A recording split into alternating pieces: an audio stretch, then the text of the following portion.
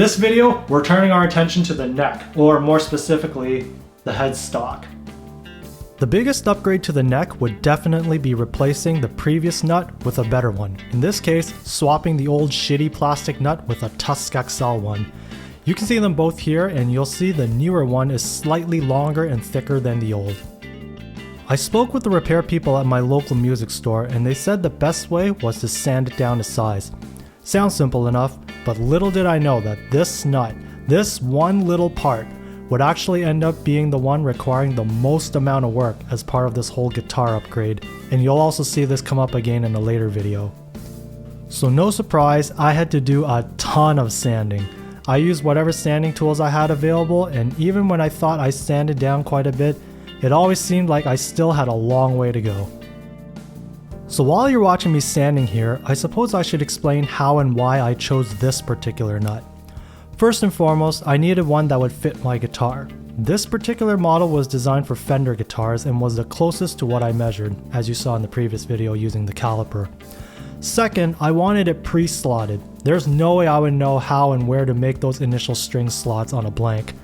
And third, I wanted to pick a good material, and Tusk XL is known to be a pretty good one.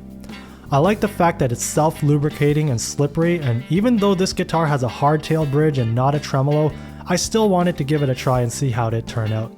Because anything would be better than the original piece of shit plastic nut it came with.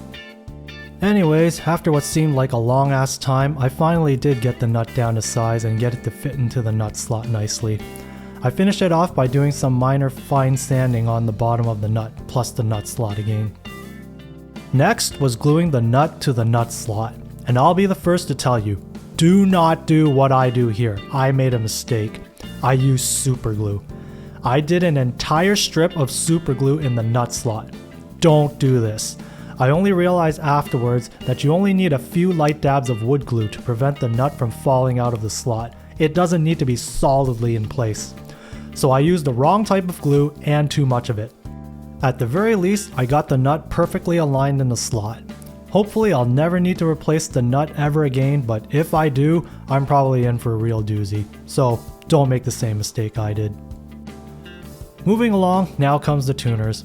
I've mentioned in past videos that I'm huge on locking tuners. Tuning holds up much better, and they also make installing new strings much easier. They're also usually more expensive, but these days there are cheaper alternatives on Amazon, so I decided to take a chance and try a set. I've got these ones here, and besides locking tuners, I also got roller string trees to replace the original ones. Installing the tuners was a breeze. All the screw holes matched up perfectly, no need to drill anything this time around. I also used tiny screwdriver heads this time to avoid damaging the threads on the screws. Compared to the previous tuners, these ones are much heavier, so they'll add some weight to one end of the guitar. On the original tuners, all the posts were kind of shaky and loose, whereas on these, 5 of the 6 are solid and only one is a little shaky. In my case, the low E. Still, these should be way better than the original tuners. Finally, I installed the new roller string trees, and again, the tiny screwdriver heads helped again. So here we go, all the new hardware on the neck. A new and improved nut, locking tuners, and roller string trees. All of these should help with intonation and tuning stability. And that's it for this video. For these parts that I installed, links are in the description below. Thanks very much for watching, and I'll see you in the next video.